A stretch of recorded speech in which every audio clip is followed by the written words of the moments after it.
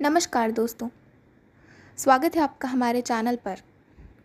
तो हमारी आज की कहानी है आतिशबाजी का सामान, गोनू झा की कहानी। तो चलिए शुरू करते हैं। मिथिला नरेश का दरबार लगा हुआ था। सभा में गोनू झा भी उपस्थित थे। एक व्यक्ति एक छोटे संदूक के साथ दरबार में आया तथा उसने महाराज से बताया कि वह एक व्यापारी है। महाराज ने पूछा कि वह क्या बेचने आया है। तब उस व्यापारी ने बड़े नाटकीय ढंग से कहा, दूर देश से आया हूँ लेकर अद्भुत उपहार। बिना जड़ का पेड़ उगा दूँ, दंग हो जाए संसार। आग फूलों सा खिले, ऐसा कर सकता हूँ चमत्कार। महाराज सहित सभी सभासद उसके इन दावों से प्रभावित हुए। व्यापारी ने उसी नाटकीयता से कहा, यदि दरबार में बैठा कोई भी आदमी यह बता दे कि वह महाराज के लिए अपनी संदूकची में क्या उपहार लाया है, तो वह उस व्यक्ति की गुलामी करने को तैयार है। और यदि सभा का कोई भी व्यक्ति अनुमान लगाने में सफल होता है, तो वह महाराज के इनाम पाने के हकदार होगा। सभा में सन्नाटा छा गया। महाराज भी नहीं समझ पा रहे थे कि आखिर इस संदूकची में ऐसा है क्या जो यह व्यापारी ऐसे दावे कर रहा है। दरबारियों में भी खुसुर पुसुर होने लगा।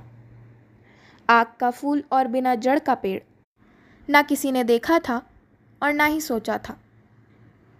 गोनू झा थोड़ी देर तक अपने आसन पर मौन बैठे रहे, मगर जब महाराज ने उन्हें आशा भरी नज़रों से देखा तो वे अपने आसन से उठे और बोले, महाराज, मैं बिना संदूकची खोले यह बता सकता हूँ इसमें आपके लिए क्या उपहार लाया गया है। लेकिन मेरी एक शर्त व्यापारी महोदय को माननी होगी। शर्त यह है कि आज रात वे संदूकची के साथ मेरे आवास पर मेरा आतिथ्य स्वीकारें। यदि मैंने कल सुबह उनको सही उत्तर दे दिया तो वे अपने देश जाकर मिथिला वासियों की प्रज्ञाशीलता की चर्चा करेंगे।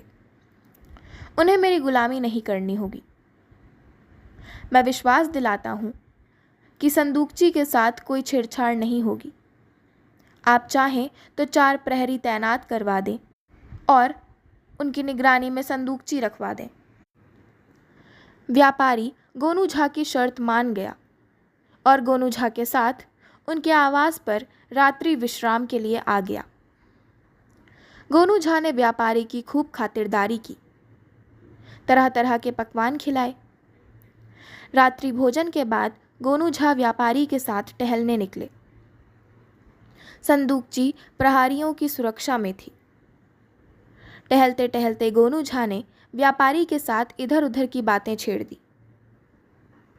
बातें करते करते गोनू झा ने व्यापारी से पूछा, आप जो बिना जड़ के पेड़ उगाते हैं उसमें पानी भी पटाते हैं? व्यापारी तरंग में था। बहुत अभिमान से बोला, पानी नहीं, आग। दिन में ही इस पेड़ में फूल लगते हैं या रात में भी? गोनू झा ने पूछा। रात में तो उस पेड़ और उसके फूलों का आकर्षण 1000 गुना बढ़ जाता है। शेखी बघाड़ते हुए व्यापारी बोला। बातचीत करते हुए गोनू झा घर की ओर लौट पड़े। अपने कक्ष में ही उन्होंने व्यापारी के सोने का प्रबंध कराया था तथा बाहर के ओसारे पर प्रहरियों की निगरानी में संदूकची रखी गई थी। गोनू झा खाट पर जाते ही चैन की नींद सो गए, मगर व्यापारी जागता रहा कि कहीं गोनू झा उठकर संदूकची का रहस्य जानने की कोशिश ना करें। दूसरे दिन दरबार में पहुंचने पर महाराज ने गोनू झा से पूछा, क्यों पंडित जी, संदूकची में क्या है, बताएंगे आप? गोनू झा अपने आसन से उठकर सभी दरबारियों को बारी बारी से देखने लगे। दरबारियों को लगा कि गोनू झा फंस चुके हैं और उनको कोई उत्तर नहीं सूझ रहा है। दरबार में फुसफुसाहटें शुरू हुई कि गोनू झा ने ऊंचे स्वर में कहा, महाराज, व्यापारी महोदय आपके लिए आतिशबाजी का सामान उपहार स्वरूप लेकर आए हैं। अनार, फुलझड़ियाँ और आसमान में जाकर फटने वाली आतिशबाजियों से इनकी संदूकची भरी हुई है। महाराज ने व्यापारी से पूछा, क्या गोनू झा ठीक कह रहे हैं? व्यापारी, जो आश्चर्य से गोनू झा को देख रहा था, बोला, जी हाँ महाराज, गोनू झा ने ठीक कहा है। महाराज ने गोनू झा को उपहार दिए और व्यापारी को नसीहत दी कि अभिमान करना ठीक नहीं होता। व्यापारी लज्जित हुआ और गोनू झा के पास आकर बैठ गया। सभा विसर्जित होने के बाद वह गोनू झा के साथ ही दरबार से बाहर आया। उसने साथ चलते हुए गोनू झा से पूछा, आपने कैसे जाना कि संदूकची में आतिशबाजी का सामान ही है?